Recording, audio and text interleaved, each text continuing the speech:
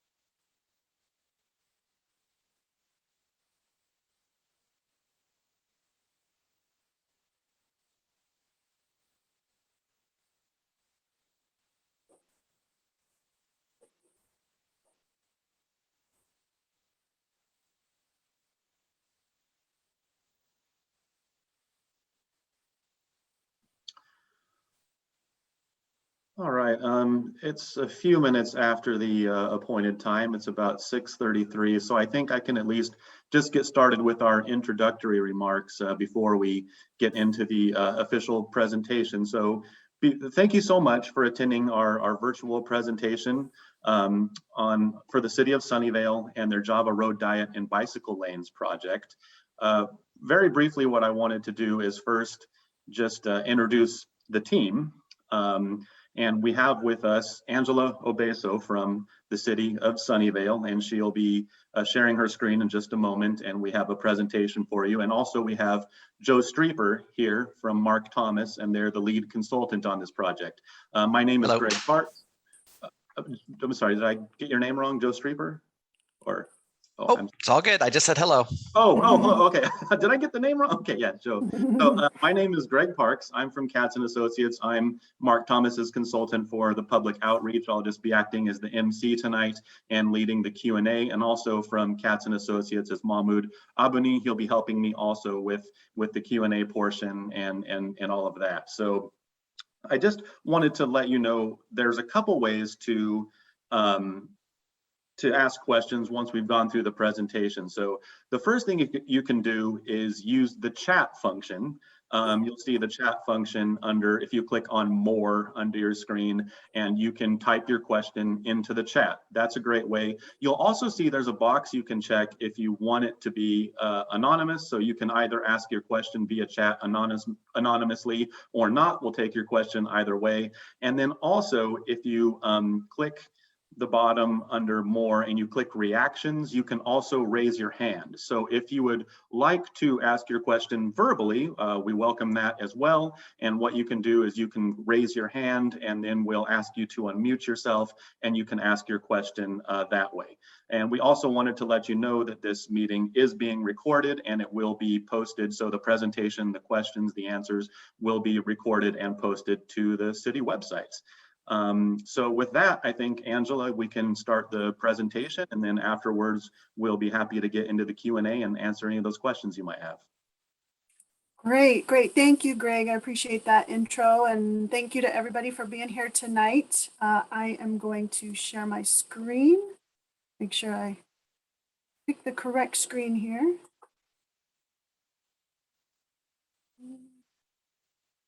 There we go. Do you see the PowerPoint presentation? The slide side? All right, great. So again, thank you. Welcome, everyone. We're here tonight to talk about the Java Drive road diet and bicycle lanes. Again, I'm Angela Obeso. I'm a principal transportation engineer here at the city, and I'm the project manager for the project. So just a brief look at the agenda for tonight. So we're going to talk about a little bit about the background, show you the existing conditions, and then talk about the details of what we're proposing to do here. We'll touch a little bit about results of the traffic analysis that we've done and talk about our public outreach process and where do we go from here. And then after that, we'll have Q&A and hear your feedback. So first, some background, just to orient everyone. The project is located in the Moffett Park business area on the north end of the city, up there near the bay. And it is on the section of Java Drive between Matilda and Crossman Avenues. And basically what we're proposing to do is to add bicycle facilities in both directions on that segment. And I'll go into greater detail there in a second. This area, as you all probably know, is predominantly commercial and industrial. There's some tech companies that have come in.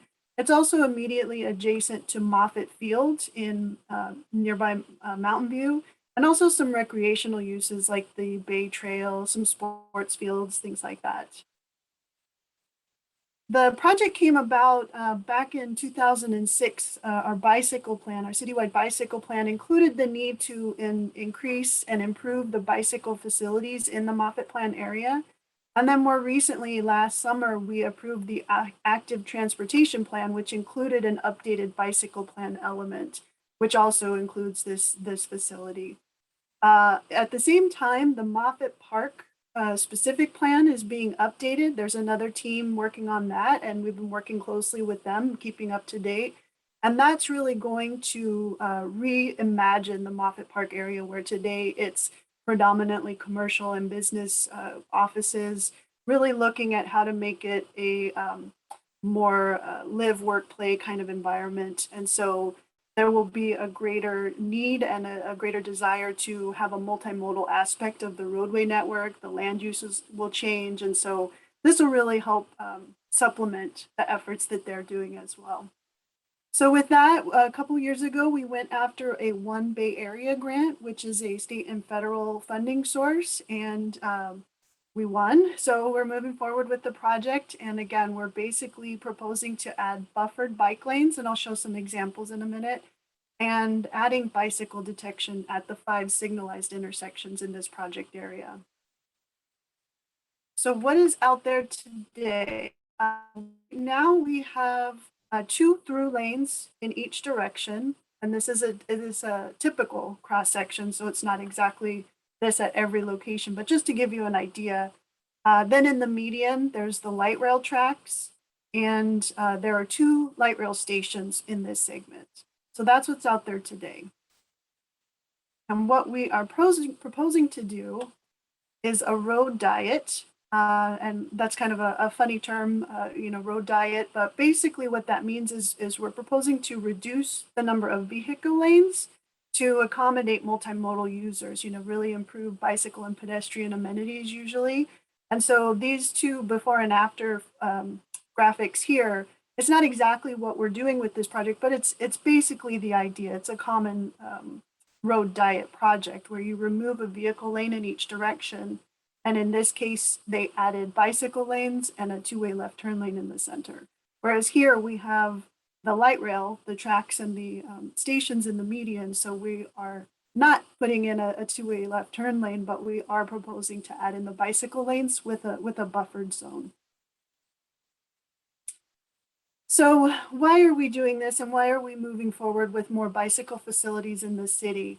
Really, there's 4 types of cyclists, and these 4 types were originally developed by someone up in Portland, Oregon, to really kind of describe the different types of users. You know, the top 10% or so are either strong and fearless, they will ride anywhere with any kind of traffic, or they're confident and they're enthusiastic about biking, and so they'll give it a try. The 33 or so percent on the right-hand side there are the folks who either have no desire or have abilities that restrict them from riding a bicycle. But really what we are focused on is that 60% that are interested in riding a bike, but are concerned about the safety and the traffic conditions and being, you know, removed enough from vehicular traffic. So that's the folks that we want to see how we can improve our infrastructure to try to get them bumped over a little bit into the enthused and confident section. So here is a typical project of what we are proposing to do. So again, you see the vehicular lanes, but here you see one in each direction. And in the on the outer edges of the roadway, we would take that existing vehicular lane and turn it into a bike lane with a pretty good stripe buffer. So there'll be paint on the ground that will give enough distance between the vehicles and the bicyclists to increase that sense of safety.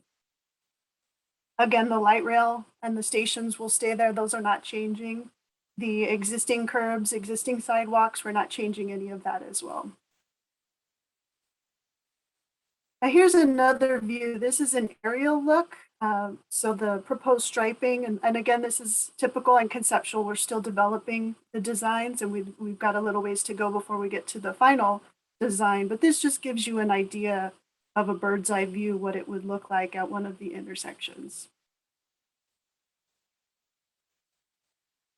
Here are example photos. These are not in the city of Sunnyvale, but these are in other locations, and this is very similar to what we're proposing to do here. Just to give you an idea what this looks like in real life, what that painted buffer looks like. One other option that we looked at as part of this study, and we also did the traffic analysis for, is a separated bikeway.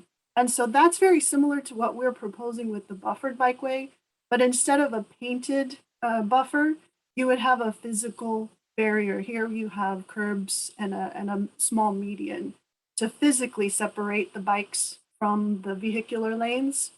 In this case, we have decided that this would not be our recommended project at this time, because there are certain issues that we need to study and work out. For example, how do we maintain? How do we keep it clean? How do we keep debris out of there? What kinds of materials, equipment do we need to do that? Will it affect the drainage of the water when it rains? Things like that. So there's some more work that we need to do as a city before we can start putting more of these in. But this is ultimately, a higher level of comfort for a lot of bicyclists. And so this is where we would like to go eventually. So as I mentioned, we did the traffic analysis. We took a look at existing and with both a buffered bike lane and with the separated bikeway. And this just kind of summarizes it. So I'll just touch on it real quickly. But the existing conditions with the existing traffic volumes currently operate at acceptable levels. In engineering terms, it's called levels of service. But what that means is the delays that the vehicles experience today are within existing engineering thresholds. So then we took our analysis and added in the project with the existing volumes. And again, they showed acceptable levels of service, acceptable vehicular delays. So then we projected the volumes out, and I'm sorry, back up a little. When we say existing volumes, I mean pre-COVID existing. So these aren't today, but these are pre-COVID. So then we took that and we projected the volumes into the future. So what would we anticipate, omitting COVID conditions? What would we anticipate the vehicular volumes would look like in the year 2035? And with that, with the project, we start to see an increased vehicle delay that at some locations and some movements start to exceed acceptable delays for vehicles. But one thing that the analysis models don't account for is how adding a bicycle facility like this could create a mode shift. So people who are driving alone today may then feel more comfortable and confident riding their bike. And so then your vehicle counts would actually go down, your bike ridership would go up. So that would help balance some of this. Another thing that our model doesn't account for is the Moffett Park specific plan update that I mentioned earlier.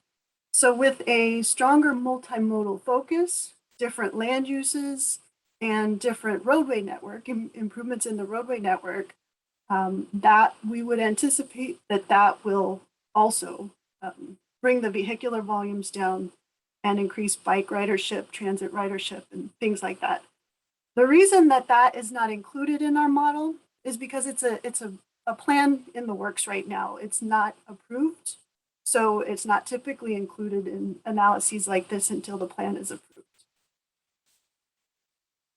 So really the main goal of this project is to provide a more equitable travel facility, and so that all road users, bicyclists, pedestrians, transit users, vehicles, carpools, shuttles, buses, all of that, have a more even playing field for this section of Moffett Park.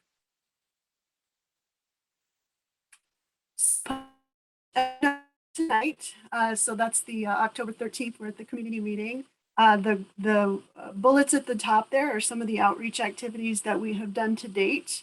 And down below there are the ones still to come. So two that I would like to point out is that next week on Thursday, October 21st, we will be giving the same presentation and receiving feedback from our Bicycle and Pedestrian Advisory Commission. We invite the public, they're always invited to come give public comment for the commission to consider and for staff to include. The other important milestone is on November 30th, we will be going to City Council, again, giving the same presentation, but also summarizing for them all the public outreach and feedback we've been hearing. With that, we're going to ask the council to make an action and give us the go-ahead to move forward with the final design and the construction of the buffered bike lane and the road diet. So where do we go from here? So this is a more graphic kind of illustration of some of the items I just talked about with public outreach, but the main points here that I wanted to share were that we anticipate having environmental clearance completed by the end of this calendar year. Then we're going straight away into final design. We anticipate being done with that in the spring. And then again, we've got fundings to go straight into construction. So we expect that to take no more than a year. So, with all of that, we anticipate having a buffered bike lane installed on the segment of Java by spring of 2023. So other than tonight, there are a few ways that you can provide feedback. One is through an online survey, and there's a link right there. If you just type that in, there's a handful or so of questions. Answer that, and there's also a place in there that you can just give general comments, an open-ended comment field. So please tell your coworkers, tell your friends to take the survey and give us some more feedback. Another way is just to contact me directly. There's my phone number and my email. I'm happy to get your thoughts, have a conversation, and hear more about what you think. Another way to find out some more about the project is on the project website. We've got a transportation projects tab that lists a few of our projects like this. So you just go to the city website, search for transportation and traffic safety, and there's a tab there with the plus. You just hit the plus sign and it comes up with this and links to some documents and other information. And this presentation and this meeting recording will be posted up there in the days to come. So again, just another platform. And with that, I will open it up to hear if anyone has any questions, comments, or has anything they'd like to share. Angela, and I just want to make one comment. I did post the link to that survey in the chat. And for those of you that weren't here at the beginning of the meeting when it started, we are now entering the Q&A portion. We have Angela here to answer questions, as well as Joe Streeper from Mark Thomas, the lead consultant on this project. And the two ways you can ask your questions are either to type them into the chat and we can read them aloud and answer them, or if you would like to ask your question verbally, you can click on the reactions tab and raise your hand and we will unmute you. So I see that Ari Finesmith has your hand raised, so I will ask you to unmute yourself and go ahead and ask your question. Hi, this is an amazing project. This street really needs this improvement. So props to all you people for working on this. Quick question about the possibility of upgrading these to class 4 bike lanes. How long do you project it will take for the city to figure out how to maintain class 4 bike lanes? That's a great question. We have a project in the works right now to do that study. We have talked with VTA and other agencies, because there are cities out there in our area that, and in our county even, that are doing this already. San Jose, Cupertino, to name a few. And so we are working to get, to gather what information is already out there, find out what's been working for those cities and what lessons learned they have to share. And then, and this is something that the city council has been concerned about and has asked us to do as well. So then we'll do the study. We'll come up with some recommendations, and likely we'll need to, there'll be some costs associated with it that we don't know what that will be yet. For example, most likely we'll need to buy a special street sweeper that's narrower than the ones we have today. Things like that. So that will all take some time. I don't have a definitive timeline, but I would suspect that within the next year or two, we should have that study completed, and it will go to council, and we will have, some recommendations, some actions for them to take, and then it needs to get put into the budgets and things procured and all of that. So my hope is that within the next couple of years, 3-4 years max, we will start seeing more of these go up, because we definitely want to see more of these. And this would be an ideal location for something like this. Also, I wanted to mention that with the Moffett Park specific plan update, they've got lots of planning going into how to make the whole Moffett Park area be more multimodal. Specific streets will be designated bikeways. And so, once they get to some final recommendations on what the transportation network should look like here, then we will take a look at, is Java still the right place to have a separated bikeway? Do we want to have it somewhere else? Do we need to acquire right-of-way? Things like that. So that'll be coming, more longer term. How do you maintain the protected bikeways on Mary? That is a, I don't know offhand exactly how they do it, but I think that they have to do a lot of hands-on. We don't have any machinery that will go in there. So I think they have to actually physically go in there with blowers or sweepers, like physically sweep like you would sweep your patio. Little labor intensive. Yeah, so it sounds like this project is like not quite soon enough, or not quite late enough for the protected bikeways to come in just yet. Right. Okay. Yeah, I agree. All right, thank you. Looks like we have another question, a hand raised from Alon Golan. So I'm going to ask you to unmute and go ahead and please ask your question. Thank you. Thank you for this presentation. The project looks great, and I think this area definitely deserves the multimodal support that that you've added, because it's almost there with the tram and with the one vehicle lane. So just one note regarding all the projections.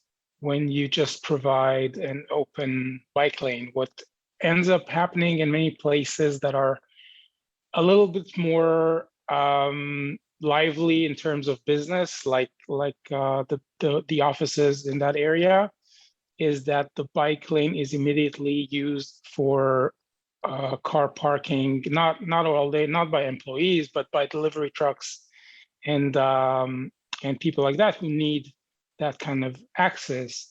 And so as long as the bike lane is not protected, and as long as we don't add some kind of bay parking that is just for delivery trucks and the like, that will be challenging both for the delivery trucks and for the people who actually want to get out of their cars and or just combine the tram and bicycles in that lane, because when the lane is not safe and it's blocked like that, and you need to use the one car lane all the time, that's unsafe, and people are just not going to use it. So if we're doing this effort and putting the money in, I'd argue that at least putting bollards in some areas would help a lot, like they did in Fremont now. If you want to see, I just went over and checked it out over to the east, so just north of 84 on the East Bay, in that industrial park. They did a nice job with bollards. I know some people dismiss them as vertical paint, but they do protect the bike lane from being used for interim parking. Thank you very much. Thank you. That's really good points. Those are things that you don't always think about, and so we'll definitely need to take a look at bollards. That's a great suggestion to consider. We'll also need to talk to our public safety folks about enforcement. We'll need to make sure we have a lot of good signage, that the striping is obvious, that this is not where you're supposed to park, and make sure that people are following that. So thank you. These are really good points. And Elon, if I could ask a quick question of you, when you say bollards, do you actually mean real bollards, which would mean like steel fixed objects with concrete poured into them, that type of thing? Or are you meaning more of the temporary vertical elements that are plastic or have some give to them? Thank you for the clarification. Yeah, the latter. So the plastic ones that are easy to mount, don't have underlying structure under the pavement, and also don't affect the drainage.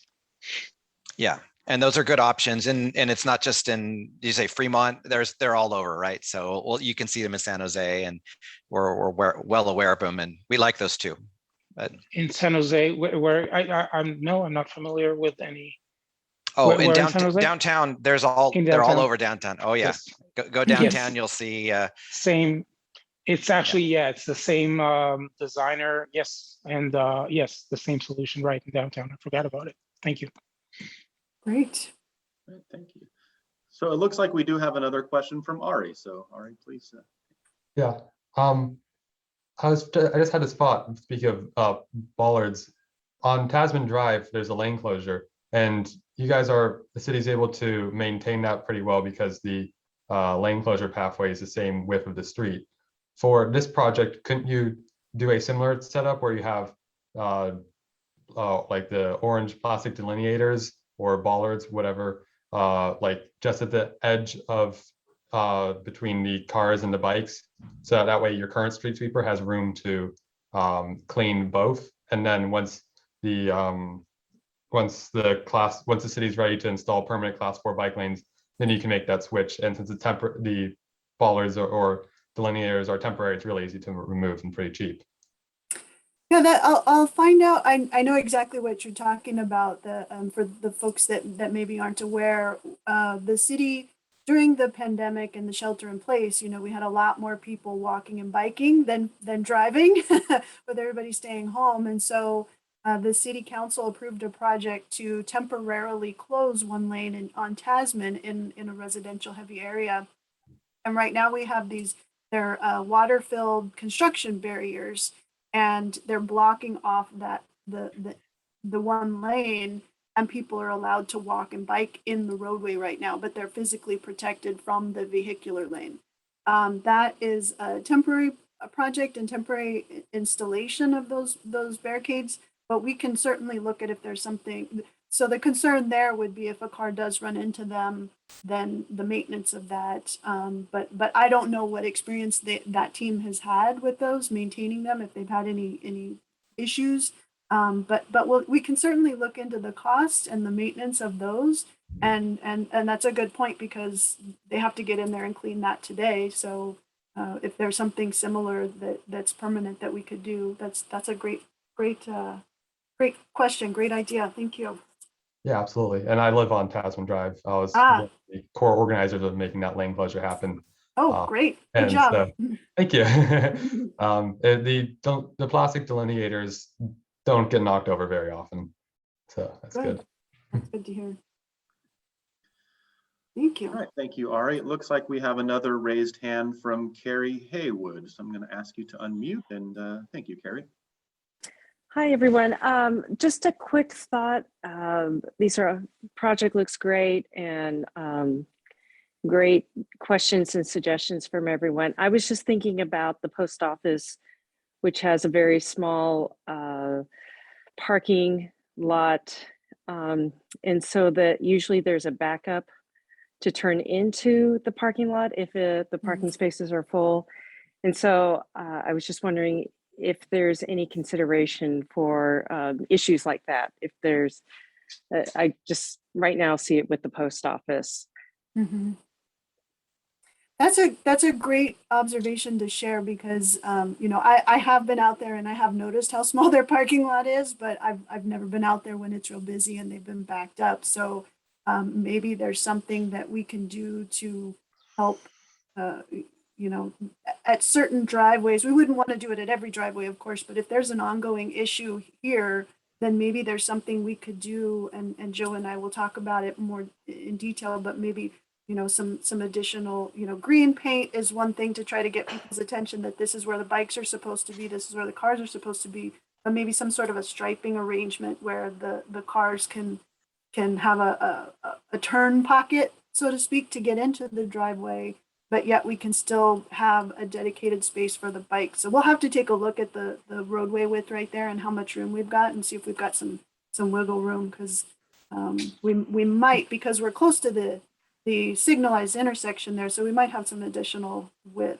But no, I thank you very much for bringing that up. That's a great point. Yeah, you definitely see that. Obviously, Christmas time, and then just when people are back, you see that as a problem. So it can get a little tricky with two lanes. So Yeah, thanks. yeah. I had an observation too that was on, Angela, you can correct me if I'm incorrect about this, but was the post office, is that long-term staying? Or is that property being sold? That is my understanding, that they are long-term staying. I don't know if, I haven't talked to the Moffett Park specific plan team specifically about that, but my understanding is they're there. Okay. They're there for the foreseeable future.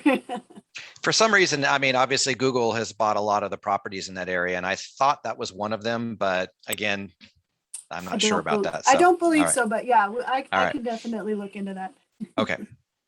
As for the green, that's the green. So what we would do in a situation where you've got a driveway with a roadway and bicycle potential conflict, we like to identify that with green paint. So that's a very simple way to just say it kind of, you only do it in the green where those driveways are. So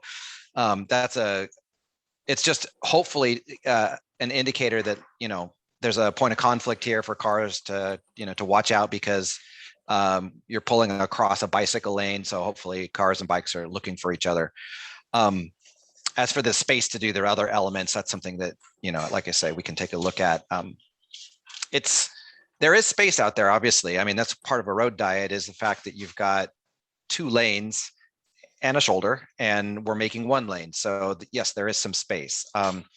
But what do you do to prevent, sometimes you have a car and a bicycle to put a lane over on that side, the car and the bicycle have to weave across each other. So there are ways of making that safe if you got room to do it, but we'll take a look.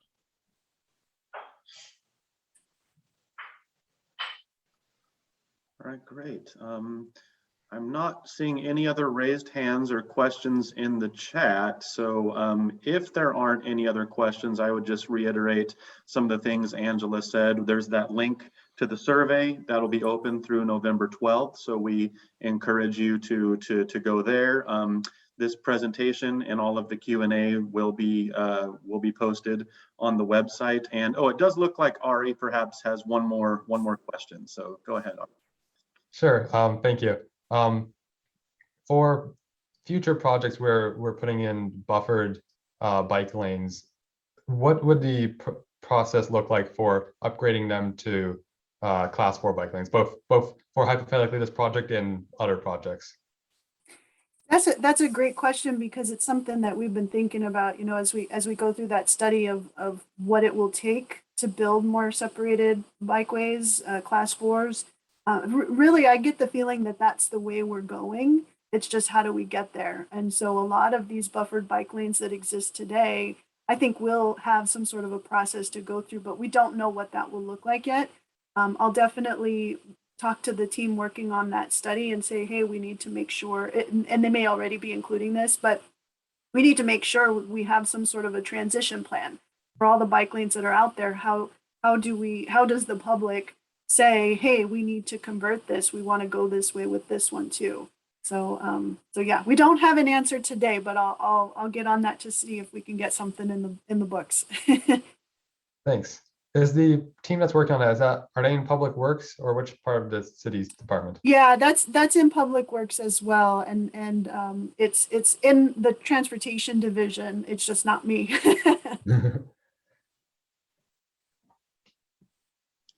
Okay, great. And I don't know, Carrie, did you have another question, or is that just your hand being raised from the last time?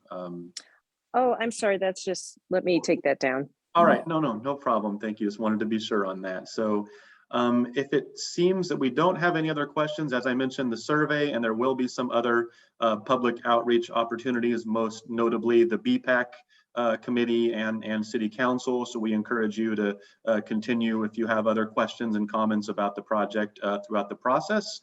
But for this meeting, we will be posting it to the website. This meeting was recorded, so if you know anyone else who's interested and would like to check it out after the fact, please do so. And I think with that, we will close the meeting. So thank you, everyone. These were very good questions and comments, exactly the kind of feedback that we're looking for as we continue to put this together. So thank you very much for your participation and for a good meeting.